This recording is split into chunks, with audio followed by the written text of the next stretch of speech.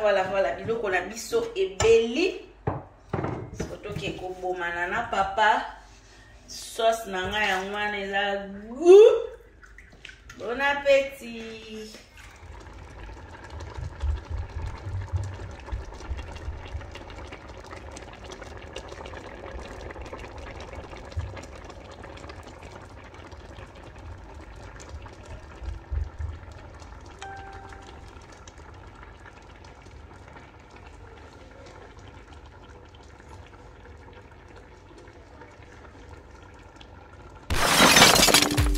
Voilà, routine ya tango na sisi kosokola nazo pakola mafuta. Vous allez voir que na tika na mai na nzoto eza secret. Soko lini teinture na ezala kitoko nde bozolu la teinture na nga. Sala bo pa musi mai neti to tiki mai na nzoto ozo pakola mafuta na mai na nzoto. Vous voyez non? Ozana mai na nzoto ozo pakola mafuta na mai na nzoto. E bongisa ka teinture makasi secret na ngeza ka kalis kitoko. Nganeti nikolo na osa la kalis kitoko teint clair. Na sali la teint clair B7 un mona sali oso na moni na komo kelikolo makasi nde na komo kebe na zonge na ngai kalis kitoko teint clair donc mafuta na ngai yango ozo pakola ngo ozo na mai na nzoto eza secret nene bato bayebi pourquoi na lo baboy soki o pakola mafuta na mai na nzoto ebongisa ka teinture makasi secret na nga naza na secret mzote kaka kalis kitoko po kalis kitoko yango nde secret ezo lumba pe.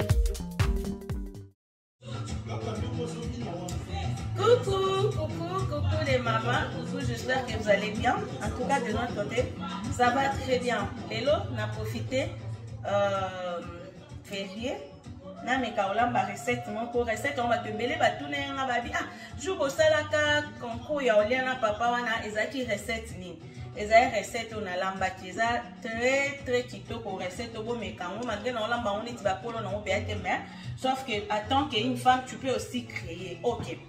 On aura besoin de gombo, vous voyez, gombo, pilipili ambouma, ok? Et puis on aura besoin de légumes. Légumes, oza ndunda, nga na sali na ndunda, na sina uti kotokisa ngona bicarbonate, oza la verbe.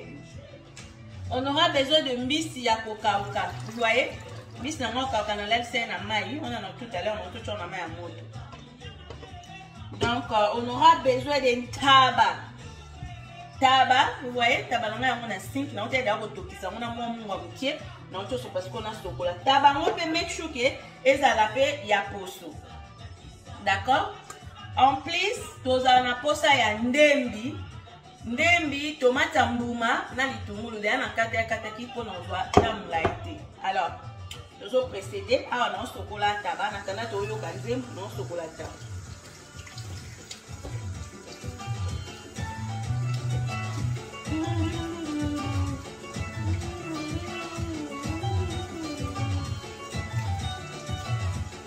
Ma maman, vous avez toujours l'habitude, il y a ceux qui ont la viande avant sokolango, au tchangono na moto, au tchangono na mai, au tcheka na mai bon kando kaki somba, au tchela moto kam kie et bimisi salté on ange ko bando sokolango ezala bien et la ketolia vraiment tabana salité ou bien ngombe na salité. Koto to makase po si la goût na moté, ozui kaka muki o tchena moto na momu wa mukie. Au tokisika mukie akwende oyo zo bando sokolango ko sopela na pe citron si tu veux mais ngala tipana na tena sopela na citron te na zaka na tena moto bomo. OK, toyo ka nzembo témoigner en attendant na sokola tabana na tena nzungu na la sabino komanga na lamba amo. OK,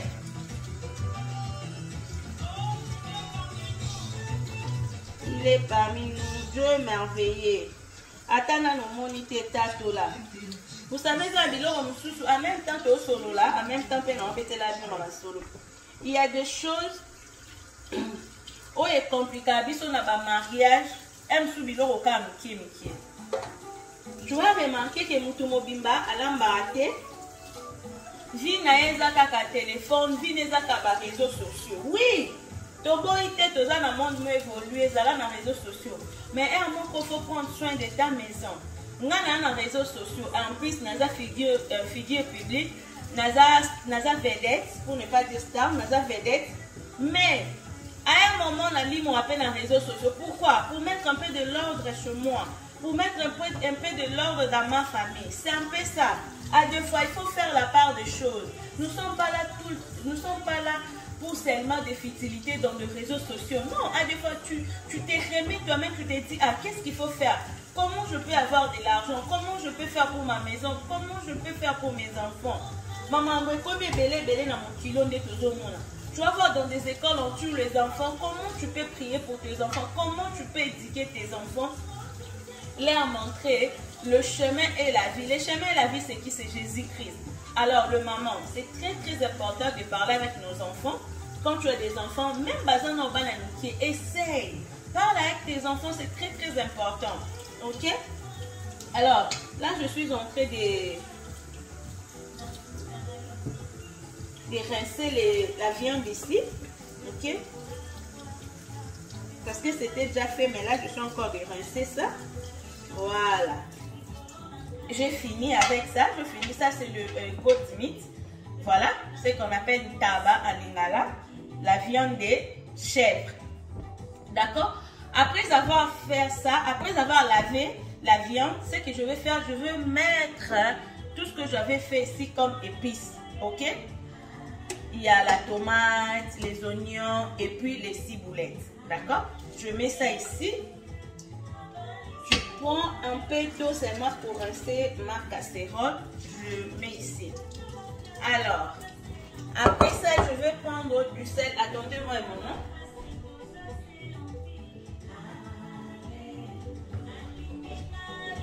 Voilà, je mets un peu du sel. D'accord? C'est pas trop, hein? Un peu seulement. Ok, là, c'est prêt. Je vais aller mettre ça au feu. Ok?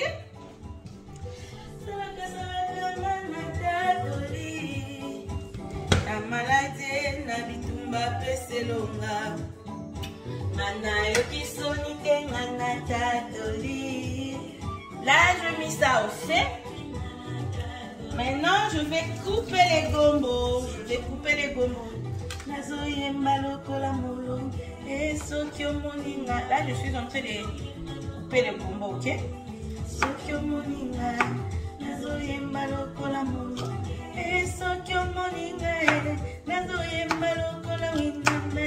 When you see me sing, I dance like a winner. Because God is good. When you see me like this, because I know who I am and God is so good for me. I dance like a winner.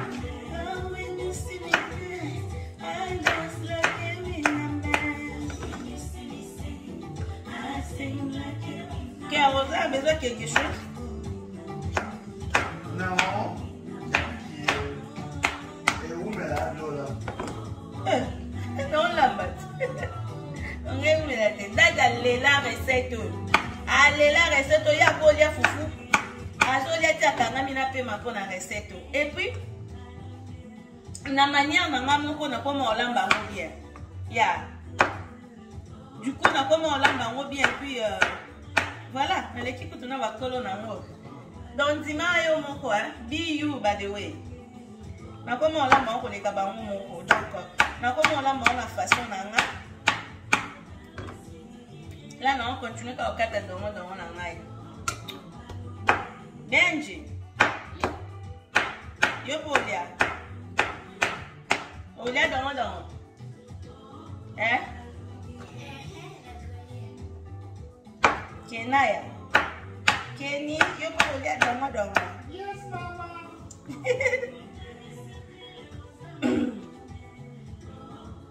Donc voilà.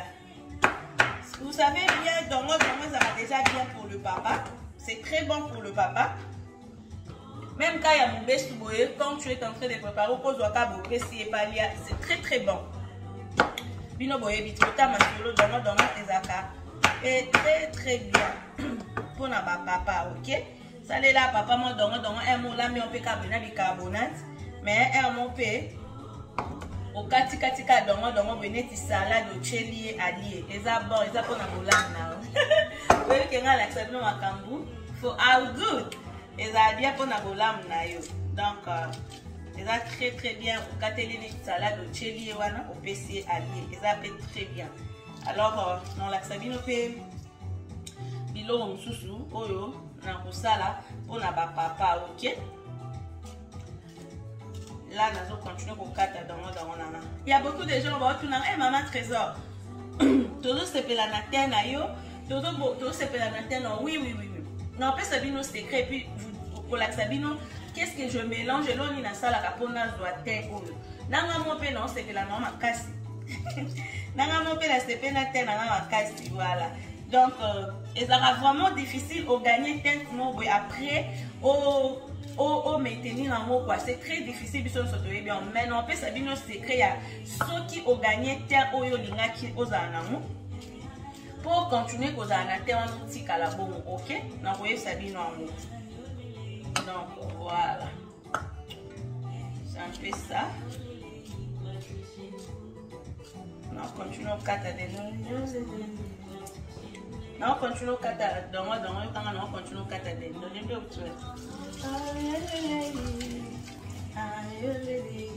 Okosomba no épinard, okosomba épinard, okosomba tout ce que tu veux.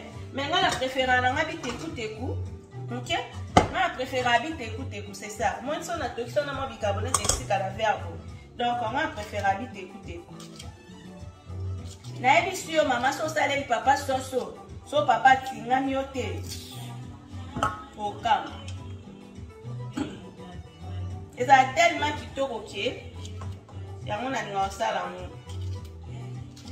Et na okata dans kata pe dans mikie makasi te po. So kata mikie makasi. Et zo risque tango cha bicarbonate et les me panzala mais on a besoin que il y a quand même pe ba moi ba morceau dans on a biloko kwa. OK? Là tabalange zo toka kuna. Et continuer kotoka. Ici, moi, je suis en train de couper le gombo. Là, on continue toujours à couper le gombo. OK, guys? So, ich liebe dongo. And why are you laughing? Eh? Nicht good?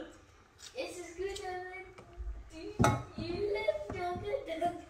Yeah, ich liebe dongo. That's my opinion. Yeah? Is there any problem? Yeah?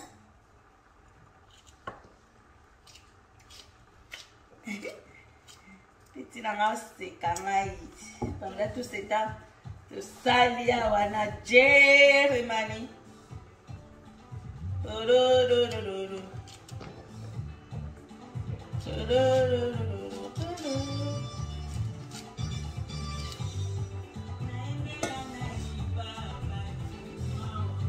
Nakumisana ninza pa eyo leleo nikonza bomoi nanga seyo imao obundi molondi papa imao mario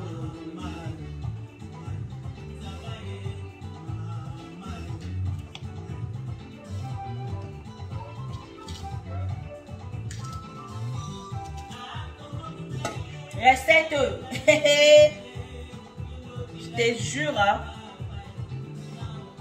il faut préparer ça pour papa.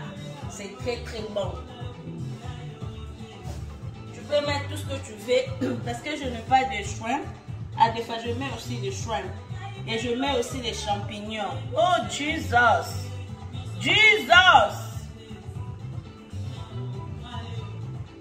Encore sauté sous les champignons dans shrimp. Hey, Jesus! Tam, tam. Voilà, j'ai fini de couper les gombo. I'm done with my okra.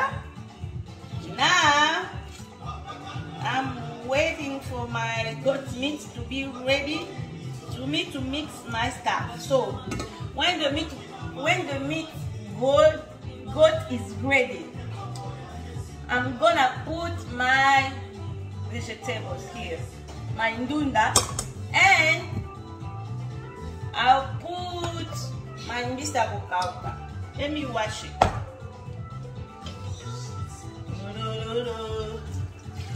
Là maintenant je vais laver. Maintenant on dit mbisa kukauka en anglais. Smoked fish. Yeah. You don't know about mbisa kukauka. What are you talking about? You know mbisa kukauka? No. Yes, smoked fish. Smoked fish, because I said that. I said smoked fish. It's keep on. Benji olia fufu na 3 mois. Kena ya pa olia fufu na 3 mois. Hein? Kena ya pa olia fufu na 3 mois. Yeah, because you did eat fufu when you was 3 months. Now Kenya they will eat also. Yeah. That 3 mois Kenya ya ba olia pe fufu. Is that my baby? That is it because they're Maluba. Yeah. Kenya they are baluba too like you. Is that my beto? Is that my baby? So Kenya balé na 3 mois. Is that my beto? So balé na 3 mois ki abando tunisa te. Is that my baby? Oyebe. Omoni Benji te. Benji atikala kotunisa te. Mwana mbimbaka wuu. Baby woo woo. Plus bana ba osenga biberon ye woo. No, Atungisa te. Ba Kenya ya pe 3 mois fufu makasi. really? Yeah, really good for them. When they're in their tummy. Fufu is healthy. Yeah, but they're... Yeah, when they come out. So I know when you're eating the fufu, they're eating too. What's in your tummy? Right. So Yeah. what's in your tummy, they eat it. Except for the bones. The what? The bone. The bone. Yeah. What is that? What is bone?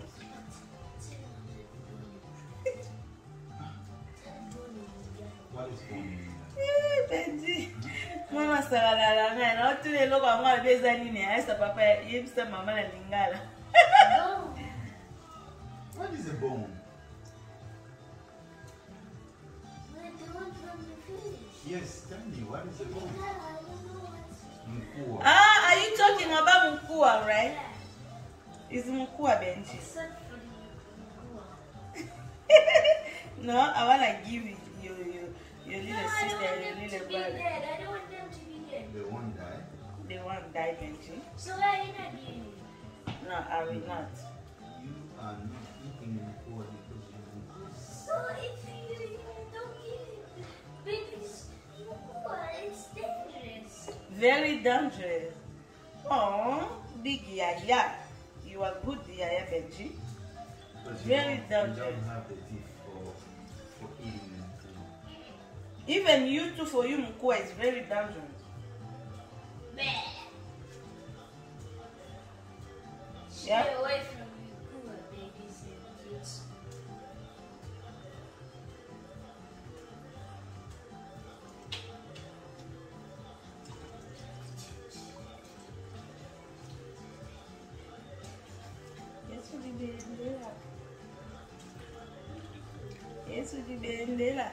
Là, je suis en train de wash my smoked fish.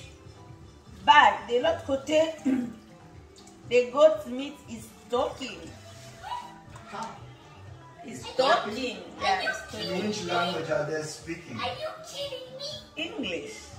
So they are Why not talking. like this? Yeah. They're talking what? The tabadere is talking. The taba is talking. It's So you have talking to about put their what? thingy. It's talking. It's talker. It's talker. So you have to put their thingy. Benji, what are you talking Are about? you kidding me? You think you know to speak English more than Yes. me? Yo. I know English more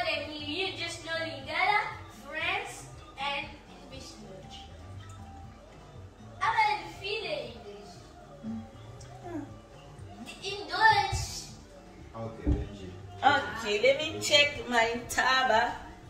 Ntaba, is it talking? Woohoo! Mes amours, na esi no tabezo toka walokwa déjà na soki ya mo tomate matungulu ndenge. Ezotoka. To fini ki yango. OK? Comme na na capacité te na ba na maboko yo balusaka caméra pour na la sabino. Alors suite aux alabri. Nde tabe toka bongo so itoke sisi na ozwa mbisa okakananga na chena kati. Soki tabe lembi. Na zwi mbisa okakananga na chena kati. Après ko chambisa okakana ozwa ndunda na ngai oyo na sali na chena kati. Donc ozwa ndunda na ngai na chena kati na kocha yango na pilipili ya mbuma. OK? Na chende pilipili ya mbuma. E bandiko toka. Tango ezotoka wana tabasoki lembi. Eloko nino ya osala. Na zwi nzungu na biso ya mukie oyo. Na chema mai mukie na che bicarbonate. Na tokisi dongo apa. Mukie kaka. Mingi vraiment te. Na tokisi dongo mukie. Ndeka ke change la couleur na ba fulu wana na zwi yango na sopi na kati ya nzungu na biso wana. Tango na kosopa. Elo ni na kosala. Prise définition eza yango mafuta mbila balamba yango na huile te. So lamba na huile bima sauce wana nde bima te. Il faut ko lamba yango toujours na mafuta mbila. Alors mafuta mbila pe pona ezala kitoko nga defana salela nga zomi ou bien na salela ka palme oil. O ba komika palme oil. Donc okoki osalela yango ba mafuta mbila eza ebele kilikili. OK? Na salela ba mafuta mbila msusu biso osalela kuna na États-Unis, mais sauf que awa on a kuti ba genre msusu ya mafuta mbila mais na pona quand même pour ceux qui vous allez bien. Quand tu finis, OK? Ochemo mafuta babi pocha mafuta ebele te soki ndeni ya mafuta mbila pesa la mabe pona cholestérol. C'est bon? Ozui oyo mafuta mbila ndambu oche etoki obalusi omona. So ebeli ndena okangela bino photo na kati ya nzungu na che photo à côté et puis na sino recette na biso yango na ntaba mbisa kokauka ndunda dongo. Recette mo kitoko etika papa na défaut. Kia? Recette etika na défaut. Makashi. Recette etika papa na défaut. Donc papa recette à quoi liango lundi, mardi, mercredi, jeudi, vendredi, samedi, dimanche. C'est bon? Alors, maman commence à noter quand tu finis de préparer. Bino basi bozala olambi aussi ici. Basanye bandi kunati awa otiki mbindo. Non. Alors, pendant que vous allez presser, moi, qu'est-ce que je fais? Na zumba la mode dongo nanga na chemwa mai. Un peu d'eau. Na chango mai boye. Qu'est-ce que je vais faire? Na kocha yango bicarbonate. Na toki sont déjà à côté et fans pour que ça me soit la maintenant télémat. OK? Mais avant tout, il faut na make sure que na clean awa eza soit au bandi so ka comme ça tikala ki awa, you know. So, tu ne veux pas quand même laisser ta cuisine sale. Les mamans, très important. Passer à make-up. Make-up, n'a pas Gucci, n'a pas Versace. Mais cuisine. Bon, au sombeli ça qu'à Versace, moi, tu peux bien t'organiser pour avoir une belle cuisine. Bon. Yeah. Pour avoir une belle cuisine, pour avoir des assiettes là présentables. Mais tu as remarqué qu'il y a deux femmes, soit il y a présenté Batubilo pour la mesa, à Tcheloutou Moussoussou, Bafouchette Moussoussou, et le bien dans ta marraine, je n'aime pas quand les gens vont servir Batou, oye Loutou, les Antényé Moussoussou, Fouchette Ndenge Moussoussou, Mbeli Ndenge Moussoussou, après ça raison, Baloutou Ndé Bunga Pampa, et zo Bunga Pampa parce que tu n'es pas organisé. Oui, Baloutou est libre à Pampa, est-ce que tu es organisé? Maman, la cuisine, il faut avoir des espaces, mais espace au Tchabaloutou uniquement pour servir le visiteur, n'a pas fouchette, n'a pas belly together, place mon bobo. Et en plus, aujourd'hui, Baloutou, surtout, biso batuto ana bana, Baloutou, bana, ya mikolonio so yolela, au champe de l'autre côté, net ingai, bana mangala ndaku nanga ba yebi ke non, Baloutou koto to simbate, c'est pour le visiteur. Voilà, série Elongi. Oyo ezali produit na biso oyo eza ko permettre enfin que olongo la tache nyonso ya noir oyo causé par de boutons. Oyo eza crème crème magique pour na kolongola. Vous voyez non? Dès nazo ça j'ai un petit souci na 2-3 battages causé par de boutons, j'allais dire. Alors on peut utiliser pour na bateau bazan na ba tampo et beti ba moi partout utiliser sérum magique oyo bien na crème na magique oyo tampo remover et ko debino pona kolongola ba tampo. N'hésitez pas calce kitoko selola toujours calce kitoko eleni sembe.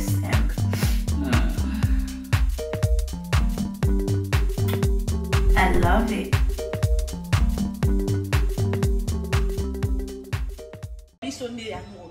Vous comprenez? Pour attendre au servir, on a des tout différents. Et ça, le problème, ce sont tes enfants. Mais ngai na linga nga bonte ba maman su ba linga bonga linga bonte même mes enfants. Même bateau ba na ndako na linga ka ko servir le quoi ba paya. Voilà, ça c'est une femme.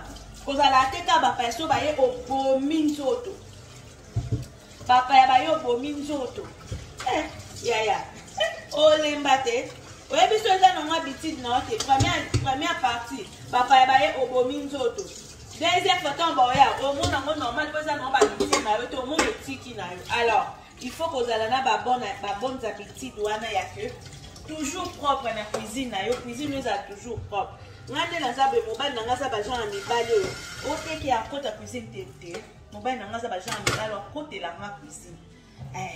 Bah week-end, on a insisté, alors maman, les longs à côté de la cuisine, à côté de la cuisine. N'a-t-on pas mon qui est à côté de la cuisine? Mon père a décidé qu'il n'a pas côté de la cuisine à côté de la cuisine. Mais, si on a dans la cuisine, on s'appelle pour couper les bandes depuis qu'on a petit coton. Mais dans la saké ka malé. Mais, aébi qu'organiser, aébi que ce que si sur l'âme, dadi. Et là on a un mobile dans vous savez bilom monsieur ça va habitude. Ah, là qui ça mobile na koyebi c'était mais yemo kana mon mobile na aébi que na ça tellement soin. A komata soki ye moko ameli mai na verre pour ay rotika ta oneza la ponga na yo sokola asala abongote y compris même petit garçon na mai ba koma soki ba meli mai aye a passer sokoli mbala mo atie na kati ya nini ko pour ba yebi ni mama lingaka basani la te ngana la sabanda basani na ndako na salite te soki omoni sani la li na ndako na salite yebake nazaki fatigué et puis fatigué on peut côté un na misisa mais ata fatigué on est tellement papa pa yebi oyo se kaza ya olimba jamais totika basani la sete na ndako na miso asunganga toujours. Alors pour mobile akoma na niveau wana boyebi laxini yo moko foza la soin yo moko foza la bopeto yo moko foza la soin amona ki so comme mibali balandaka otozali neto mona mosi msusu alanda kitoko propre bana ne kitoko hôtel mateme kota na ndako na ye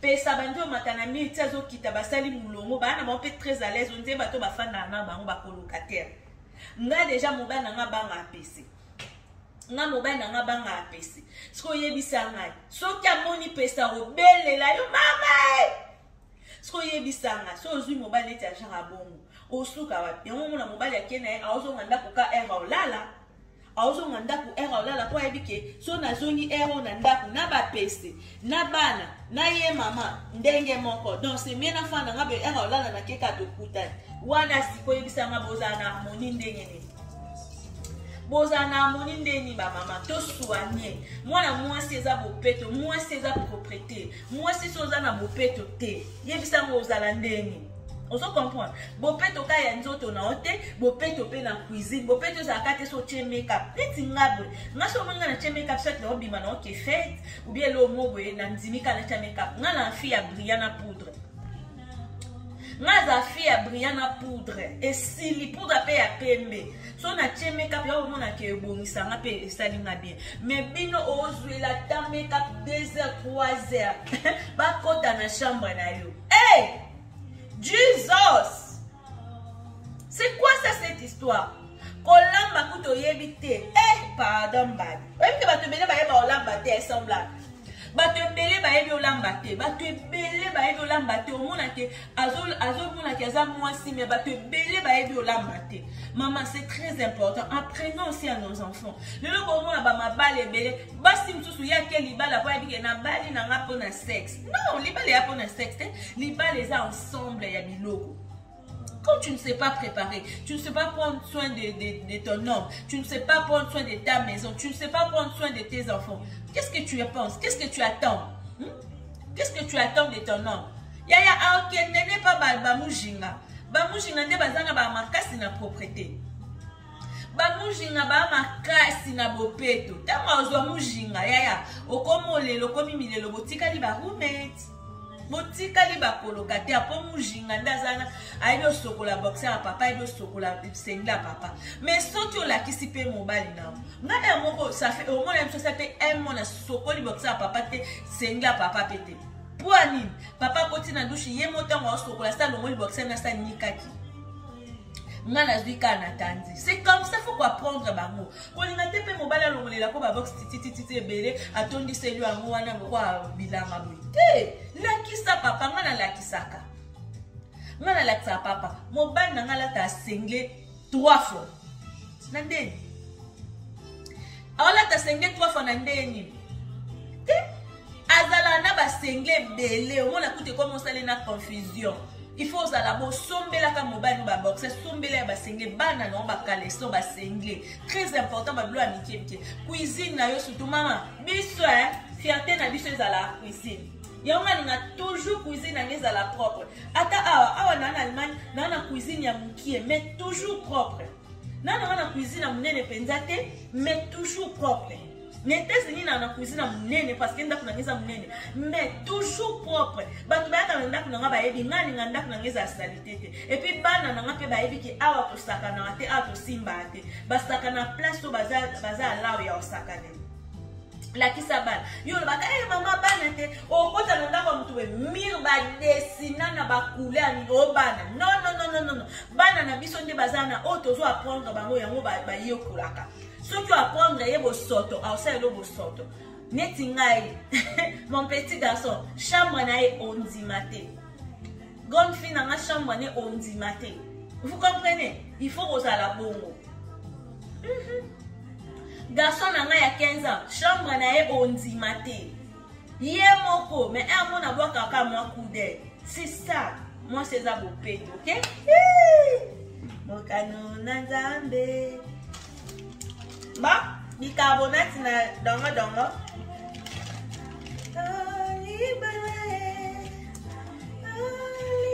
Na tena kama kia. Na kiacha la moto. Sikanza mbe hapa mbola. Libala banina. Mama leta baisi doki.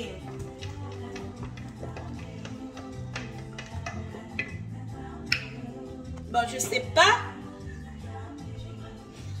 Moi, là, mais la bino, caméra, ça dépend de la sabino, on a coca pour la sabino. Bon, bosé là. Bosé. Voilà, tabayangwana izotoka, ok? Tabezotoka. Tabazotoka. Voilà, tabarangizotoka. Bon, mon hein? Et puis ça déjà.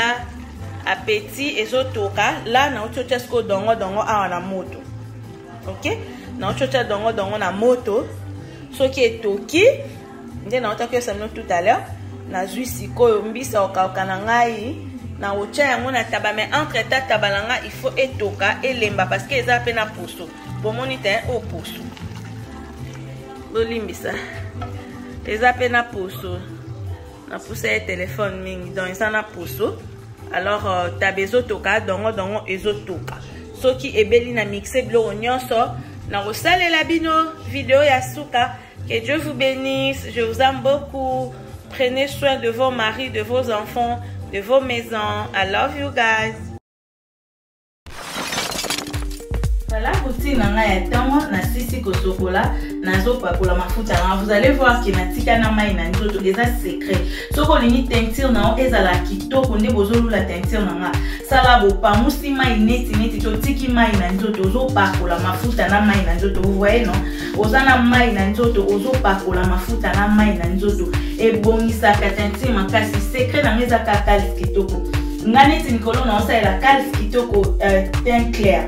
Na sale la teint clair B7 un mona sali oso na moni na komo kelikolo makasi nde na komo kebe na zonge na ngai kalis kitoko teint clair. Donc mafuta na ngai yango ozo pakola ngo ozo na mai na nzoto eza secret nene bato bayebi pourquoi na loba boy soki opakola mafuta na mai na nzoto ebongisa ka teinture makasi secret na nga naza na secret mzote kaka kalis kitoko po kalis kitoko yango nde secret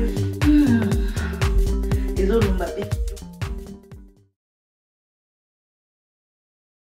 La tabac continue kotoka comme vous voyez et puis c'est la couleur moya wow mais et continue kotoka là na ko finir tabac na ngai mbisa okaka na ngeza ka toujours à côté nazo zela bomoni dongo bandi déjà ko mata ezo matisa niveau dongo déjà ezo mata voilà donc wana ezali ndunda na ngai ezawa na on a mixé te na pilipili donc voilà tango etoka boye so lingi pe solo ya dongo ezala bien okoki da pe ko bwaka mbuma moko ya pilipili na dongo vous voyez na olinga etoka vraiment makasi te voilà sima soki ebeli na olakisa bino makusa onde ezalaka ok. Baleza gue si tout ce que zi mutalinga kayo libala. Voilà, comme je vous disais bomoni dongo na étape komi. Alors na kangi recho dongo là nazo fungola nzunga tabalanga tabezo continuer kotoka. Vous voyez non? Voilà, na tiki on peut continuer. On n'a pas encore fini jusque là. Donc bloco tout toka na sina kangi na recho dongo ok. Bon voilà là nazo continuer kaka kozela moi taba elemba mukie. Ok les mamas taba nanga na ok komi kolemba elo on a ocha na chendunda ok na boaki ndunda na kati eliko nango na yoko zombisa okoka na boaki ok. Bozala toujours na bitidi ya balola biloko na balutu ya libaya ou bien ya plastique.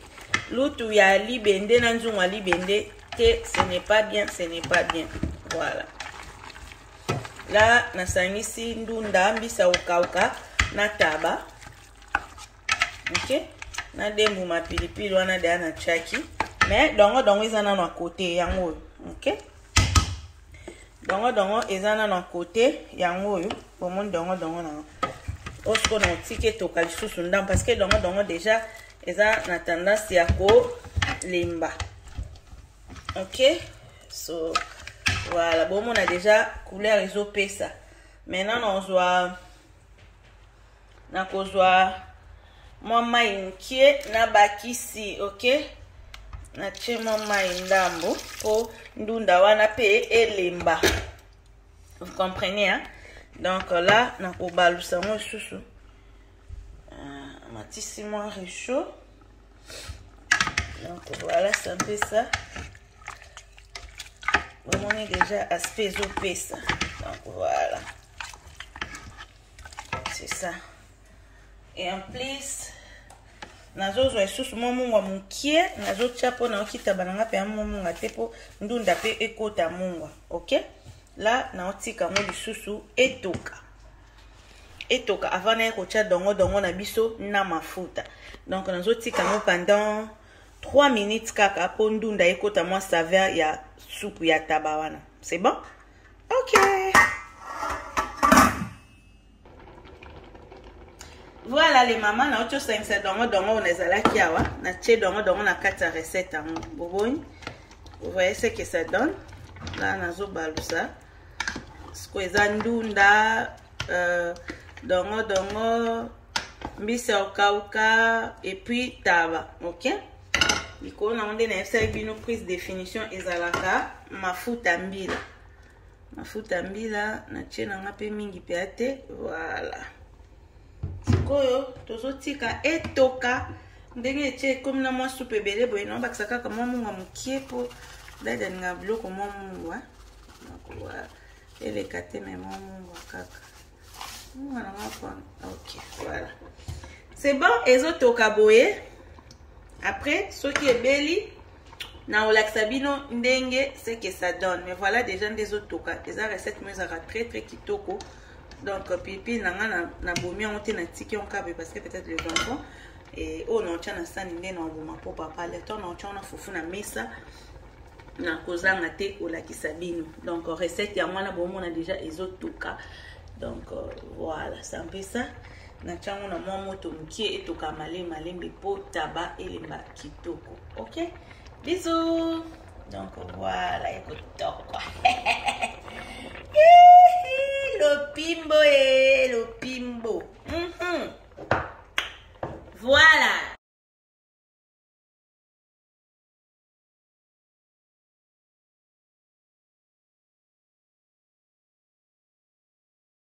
Biloko nange ebeli. Donc là, non lamba fufu et senga ilamba iliama na fufu a pembe. Non lamba futa non chona mesa na présenter bino. Merci. Merci beaucoup d'avoir suivi.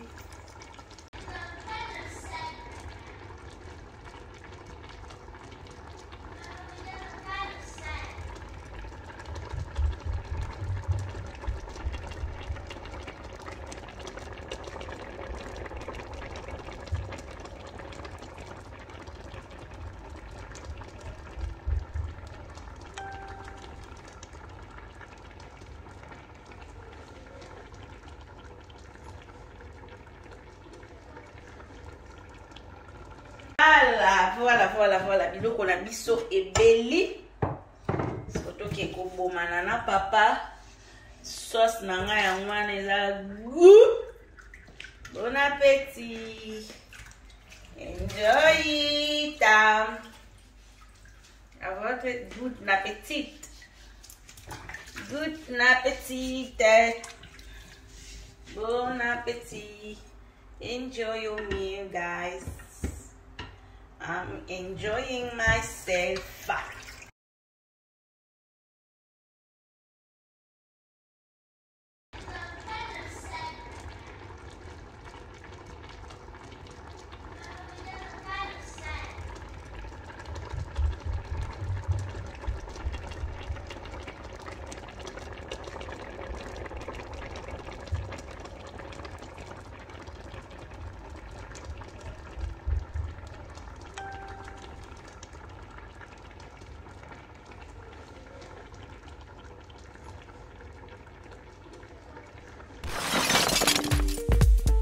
Voilà, série Elongi. Oyo ezali produit na biso oyo eza ko permettre enfin que olongo la batache nyonso ya noir oyo causé par de boutons. Oyo eza crème na biso ya mokie crème magique pour na kolongo la. Vous voyez non? Ndé na zo ça il y a déjà un petit souci na 2-3 bataches causé par de boutons, j'allais dire. Alors on peut utiliser ya mo pour na bateau baza na ba tampo awa ebeti ba moi ebeti ba mo partout utiliser sérum magique oyo bien na crème na so magique oyo tampo remover et ko aider bino pona kolongola ba tampo. N'hésitez pas calce kitoko c'est là toujours calce kitoko elengi sembe.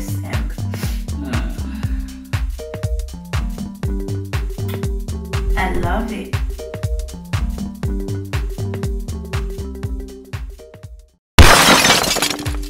Voilà, routine ya tango na sisi kosokola nazo pakola mafuta. Vous allez voir que natika na mai na nzoto eza secret. Soko lini teinture na o ezala kitoko nde bozolu la teinture na nga. Sala bo pamusi mai neti to tiki mai na nzoto ozo pakola mafuta na mai na nzoto. Vous voyez non? Ozana mai na nzoto ozo pakola mafuta na mai na nzoto. E bongisa ka teinture makasi secret na meza ka calce kitoko. Nganeti nikolo na osa la calce kitoko teint clair. Nasali la teint clair B7 un mona sali oso na moni na komo keli kolo makasi nde na komo kebe na zonge na ngai kazi kitoko teint clair donc mafuta na nga yango ozopakola yango ozo nana mai na nzoto eza secret nene bato bayebi pourquoi na oloba boye soki opakola mafuta na mai na nzoto ebongisaka teinture makasi secret na nga naza na secret mosusu te kaka kazi kitoko po kazi kitoko yango nde secret ezolumba pe